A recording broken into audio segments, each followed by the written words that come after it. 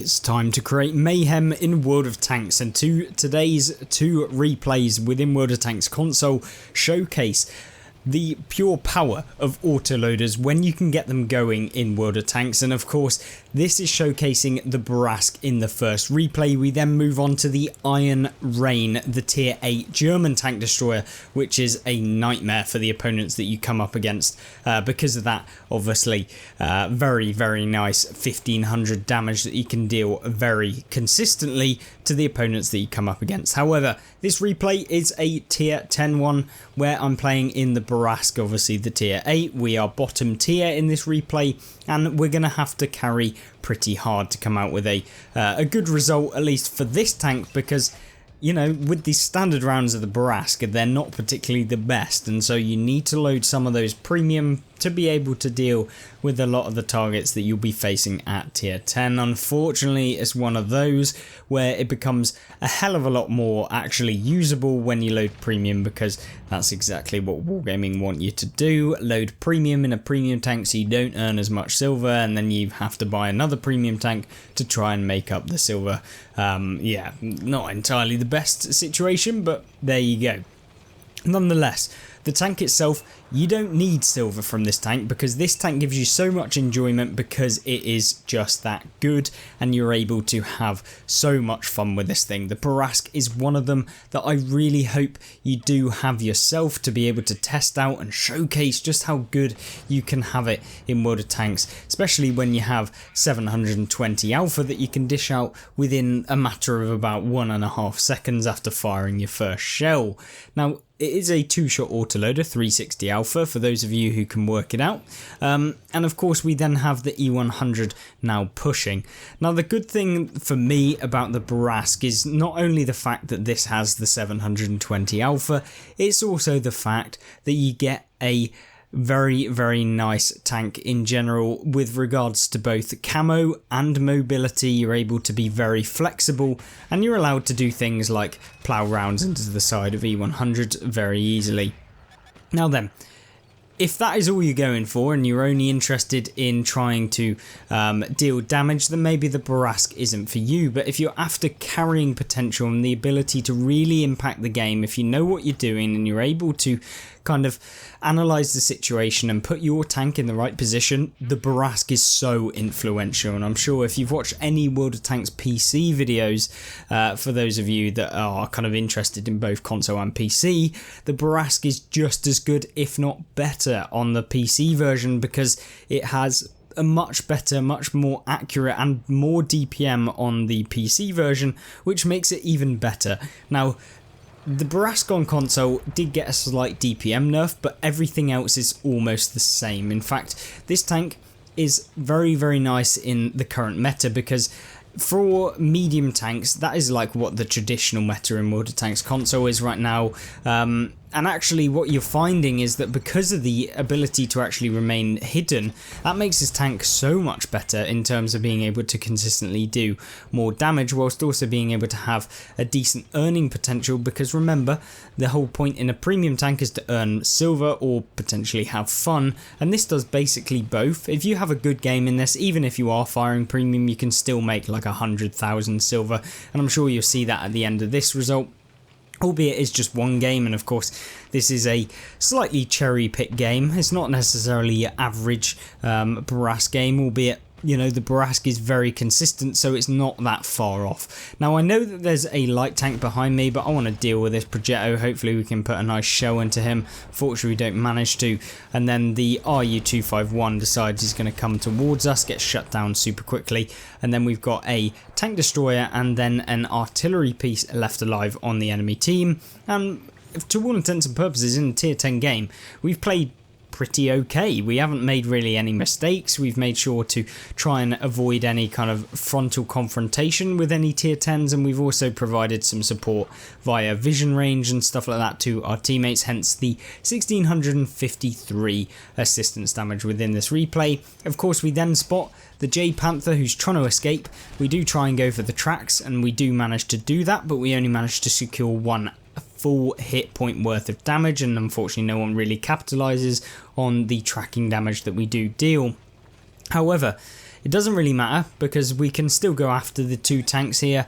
We've got an M53-55, which, you know how we like it on the channel. Any tank like that we can take out or potentially deal damage to, we always love, and that's what we do, especially with Artillery 2.0 coming into the game. Their kind of last hurrah of the artillery is really coming to an end now, which is very, very nice, at least for me personally. We've also managed to deal 3,036 damage and 1,653 assistance within this replay, and a pretty decent one for a tier 10 game where maybe you feel like a premium tier 8 couldn't quite do as well as you expect. This one definitely can. Moving swiftly into the Iron Rain, as we talked about at the beginning of this video, this is the 3-shot auto-loading German tank destroyer that has 1500 alpha in its clip, and it reloads in what you would probably presume to be a slightly overpowered rate, because considering you can slap out 1500 damage, you'd probably think, alright, okay, for a tier 8 tank destroyer you're probably looking about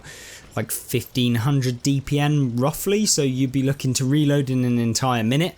No, you reload in 34 seconds, as you can see within this replay, and that is without using the boost or the active boost of combat rations to boost that up even further, which means, yeah, this tank has effectively nearly 3000 DPM when you consider that this can dish out damage super quickly. Now, one round that you're about to see here on the Tiger, 2 rounds into him, and he's gone within a very short period of time, and that is what this tank is all about. Now, you do have the scenario where, do you reload instantly after you've found that, or do you decide to go after the M103? Well, why don't we go after the M103? We don't actually manage to pen him, which is a little bit unfortunate, probably because we're firing AP and we managed to hit that big American track armor, which is disappointing, but nonetheless, we've picked up a nice 900 damage at the beginning, and of course potentially could have got some assistance damage as well. Now, in a tier 10 game where you're a little bit worried about how the game can go, in fact it's not a tier 10 game, I don't know what I'm on about, it's a tier 9 game. So you can see that there's a Dreadnought in front of us. He is like the tier 7 equivalent of being able to just smash out damage. Unfortunately for the Type 61 there, we managed to spot him, and within probably about half a second he's gone from the game as we snap a shot onto him. The AE Phase 1 makes a similar kind of mistake of being able to get spotted.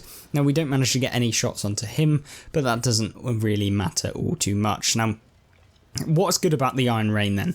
Well, for those of you that have been looking down in the right hand side of this game, well, you'll notice that actually this tank does have amazing camo. Now, yes, it's a Borsig, of course it has amazing camo, but this is a Borsig that has the 3-shot autoloader, and so can be even more deadly from the shadows than its counterpart at tier 8.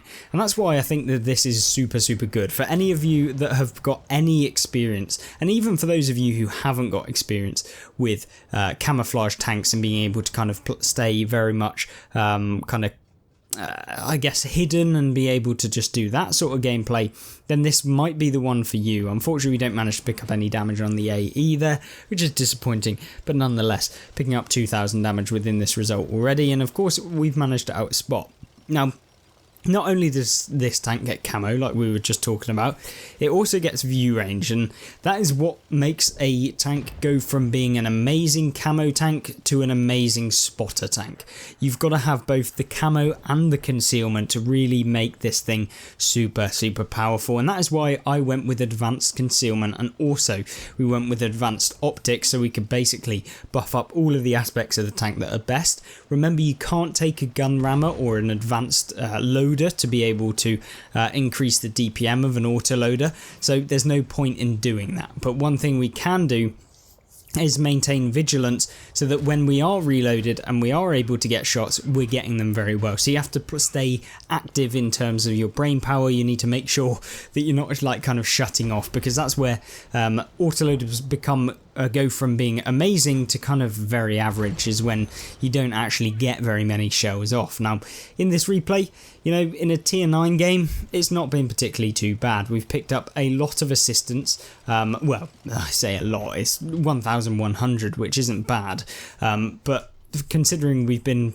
fairly passive and not trying to be super aggressive or potentially really get that much assistance damage, it's a nice addition. But we have got 3,222 actual damage, and that may just go up against this M103. Will we be able to? Yes, of course we will, as we pick up another 400 damage and of course take him out from the game. One bit that is a little bit scary with this tank is kind of pushing forward, because the Iron Rain, remember, has no armour. It's a Borsig, which means that any HE rounds that come towards you take you out very quickly, and that's kind of the limiting factor of the tank, is the armor model. However, you don't necessarily need it when you can slap the opponent that hit you for, say, 600 damage for 1,500, and it's not like the intricate reload of this tank is that bad where they can kind of just poke you and pull straight back in.